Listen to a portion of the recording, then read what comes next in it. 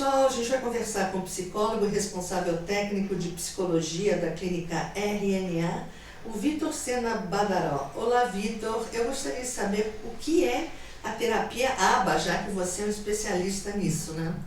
Sim. Bom, a análise do comportamento aplicada, ela é uma ciência do estudo do comportamento como um todo. Ela trabalha sobre o controle, investiga todas essas características voltadas ao comportamento.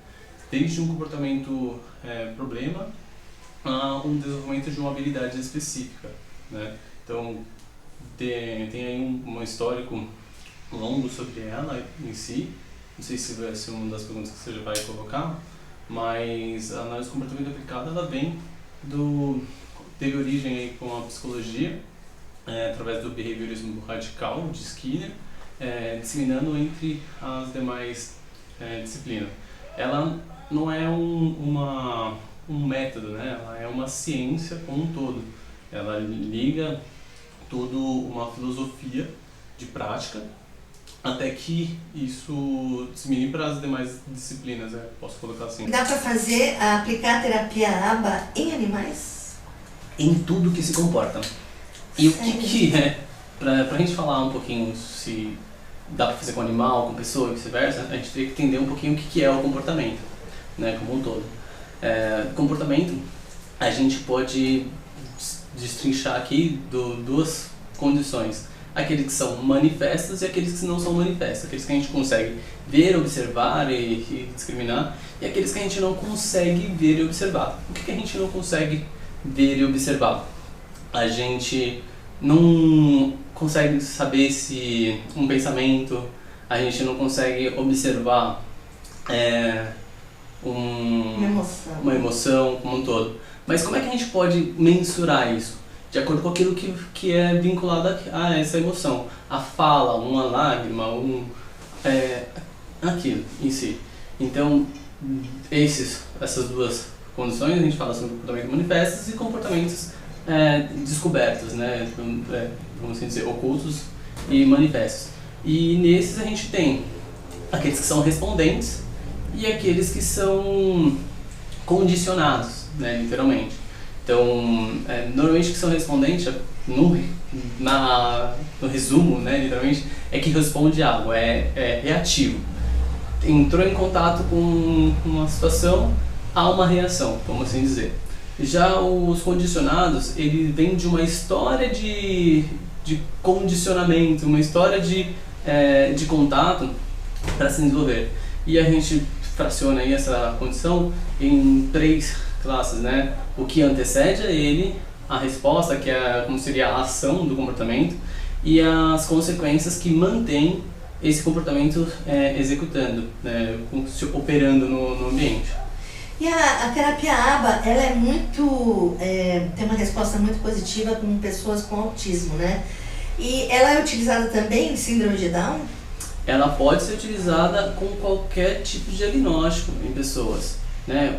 Isso vai depender muito do foco da intervenção. Por exemplo, se o foco da intervenção em crianças com síndrome de Down é o desenvolvimento de uma habilidade X, pode ser estudado qual é as principais demandas dessa criança e quais são o que mantém ela realizando aquilo e o que impede dela conseguir realizar aquela habilidade. Fazendo estudos disso, a gente consegue fazer um controle deste comportamento, né, através de reforçadores, né, positivos, condicionamento de reforçamento, técnicas relacionadas ao comportamental que vai promover esta habilidade de interesse do comportamento-alvo. Em que casos é indicada a terapia ABA? Por exemplo, quando um pai e uma mãe, como eles vão saber que devem procurar um psicólogo e sugerir a terapia ABA? A análise do comportamento aplicada, o ABA, você pode você indica o estudo comportamental quando você identifica que você gostaria de fazer uma manutenção, manipular, controlar, alterar o curso de um comportamento, né? Tudo que você tem aí que você gostaria de, até mesmo para manter, não necessariamente alterar? Puta, eu tô tendo aí uma coisa muito legal com meu filho, eu queria que ele mantivesse assim, o que está controlando esse comportamento, o que está mantendo ele assim? Então, toda vez que você identificar a necessidade de manejo de um comportamento, de uma habilidade, pode ser buscado nesse sentido. Agora, se você tem uma demanda mais específica, né, algo que te causa um desconforto, que está te trazendo algum tipo de estresse como um todo, ela pode ser estudada por um especialista da área. E aí, conforme o que for identificado como comportamento-alvo, eles unem, né, essas inscrições e aplica-se um treino individualizado para essa pessoa. Então, as pessoas atípicas, normalmente, eles têm um hiperfoco, né? Então, ele foca numa palavra, num assunto. E como é que você consegue tirar aquilo? Por exemplo, o cara cisma com CD. Eu quero tocar esse CD o dia inteirinho. Esse CD, o CD, o CD, o CD. E aí, como é que tira isso? Como é que organiza? Então, teria que ser feita uma análise funcional desse comportamento, que é uma das principais ferramentas da análise comportamental, é o que a gente coloca aí como uma das ferramentas ouro, né, que identifica a função, a característica, a topografia daquele comportamento.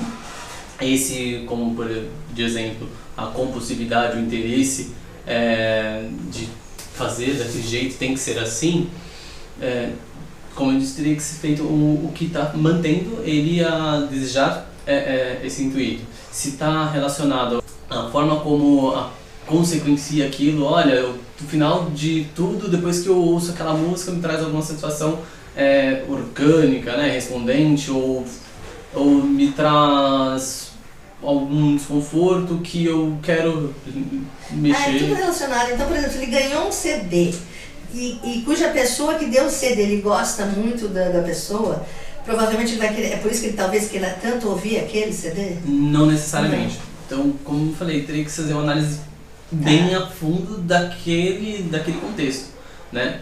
Pode ter variadas de condições que mantém ele ouvindo aquilo, gostar da música. Isso quando a gente está falando de uma pessoa típica, né? Você está falando? Não, atípica. Uma pessoa típica. De modo geral, tem várias circunstâncias que pode mantê-lo ali.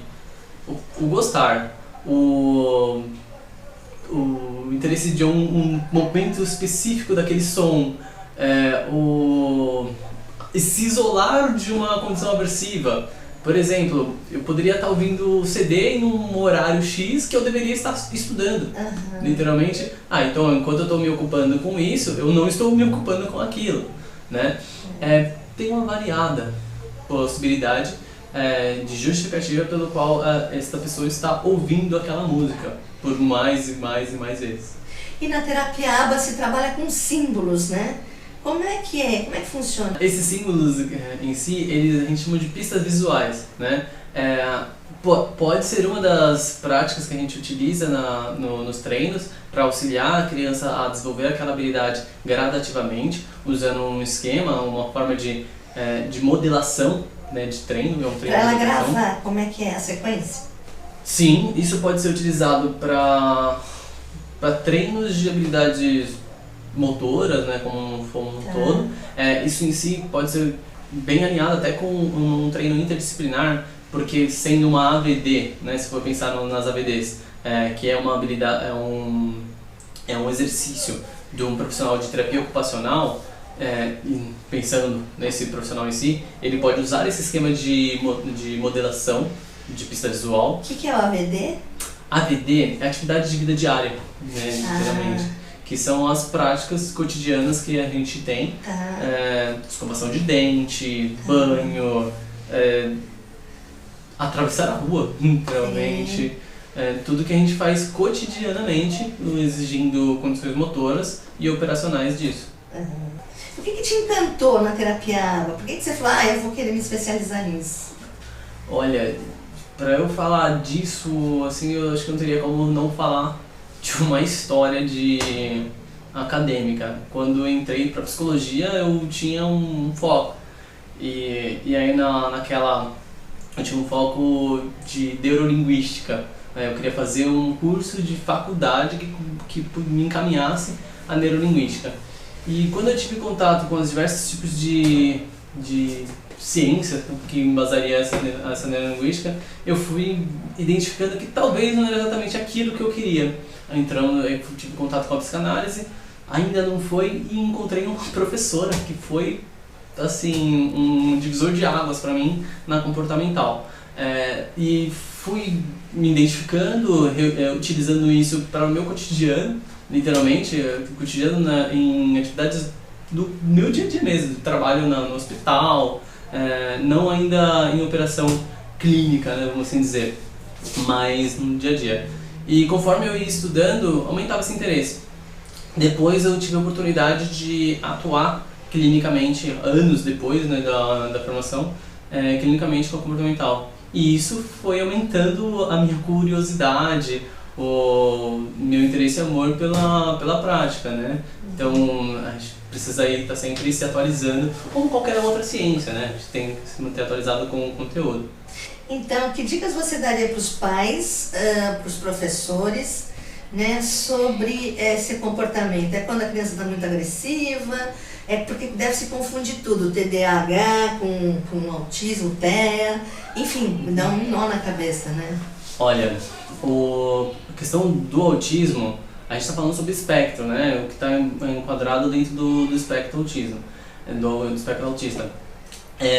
Tem uma série de condições.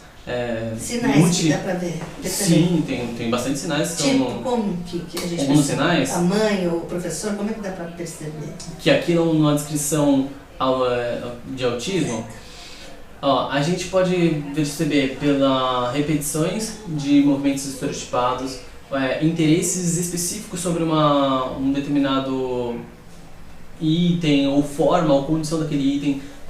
A gente pode identificar sobre a relação com os colegas, questão do isolamento ou seleção específica de uma atividade. Olha, só brinco desse jeito.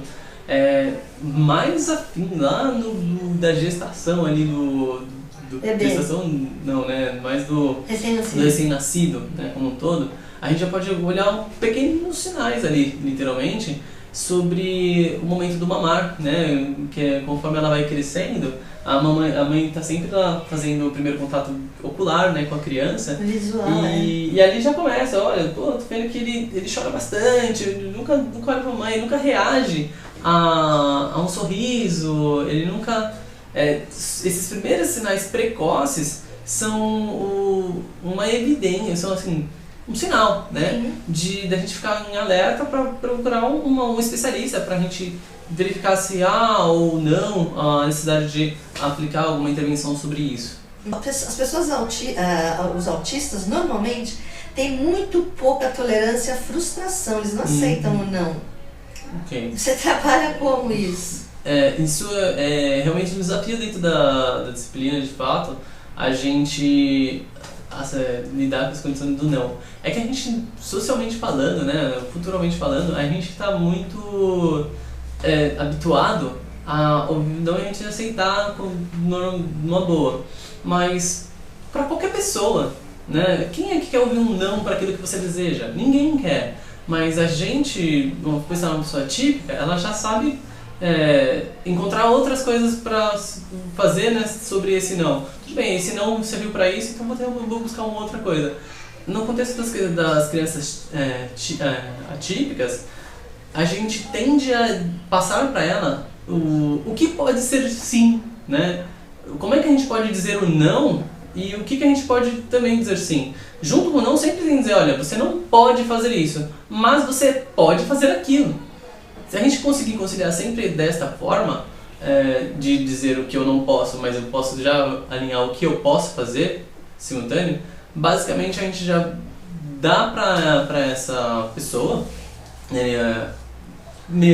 formas de melhor lidar com essa frustração. Então encontrar coisas que venham de encontro a essa frustração tem sido um dos melhores maneiros que a gente tem em sessão. E isso tem dado bom resultado? Bastante. Quer dizer que é uma troca, né? Você não faz isso, mas faz aquilo. Exato. A vida da gente é uma troca, né? Literalmente. É. Mas a gente nunca faz nada por fazer. Sempre tem uma condição, literalmente. Até mesmo sentar e esperar. Pô, eu tô sentado esperando porque eu tô esperando, porque eu tô cansado, enfim. Mas normalmente eles não aceitam. Falam, olha, você não vai comer isso, mas eu vou te levar para passear no carrinho, sei lá. Eles não aceitam. Não, eu quero comer, o que eles querem é aquilo, né? Tá bom. Uhum. Sim, tem bastante coisa, situações de olha, vai ter que ser assim, tá? Então, o que pode ser alinhado, o que pode ser acortado para ser assim nessa condição, né? A gente, dependendo da situação, olha, se há possibilidade, né, de fazer isso, por que não? Olha, então vamos fazer um pouco desse aqui e depois você faz um pouco desse aqui também, tudo bem? Ó, hoje, infelizmente, a gente não vai ter como ser desse jeito porque não tem aqui em casa hoje, não tem neste local isso que você está me pedindo.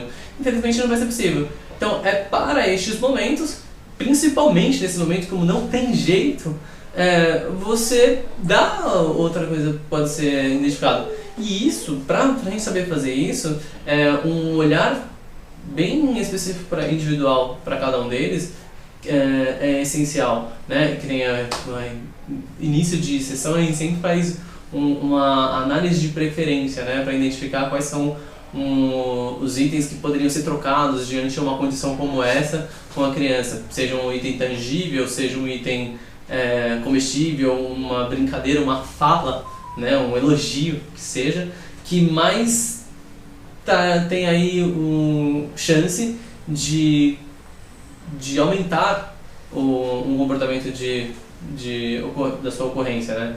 Se eu tenho um comportamento adequado, eu quero que a frequência dele se mantenha. Então, o que eu posso fazer? Posso colocar em um reforço arbitrário, né? Que a gente chama de arbitrário, que normalmente não entraria, não é porque arbitrário é porque aparece de repente, né? Vamos assim dizer. É como se... por exemplo, quem comer no McDonald's? Pode ser. Olha, se você fizer isso aqui... dinheiro, e aí? Não, mas eu quero, eu vou. Eu não tenho dinheiro? Olha, eu não tenho dinheiro para ir no McDonald's, mas eu tenho condição de ir em um outro lugar, eu tenho condição de fazer outra coisa. Eu não tenho nada, eu não tenho financeiramente nenhuma situação. Pô, como é que eu distraio uma fome? Como é que eu distraio um interesse, uma vontade muito grande?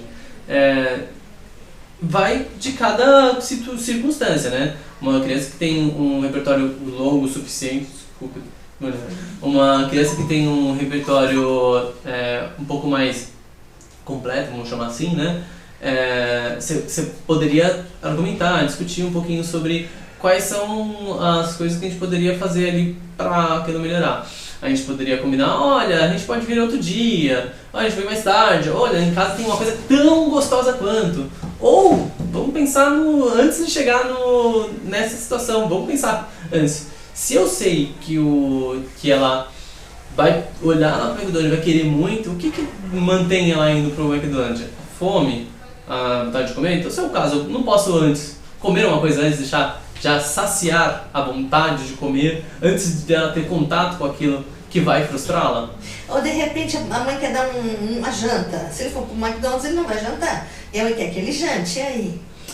Se ele já tiver ido pro McDonald's, por exemplo, né? Não, se ele for outros dias, sei lá, outras ocasiões. A gente tá, sei lá, passando no ônibus, literalmente, e ele passa pelo McDonald's, ele começa a se organizar e ele está voltando para casa para comer, né?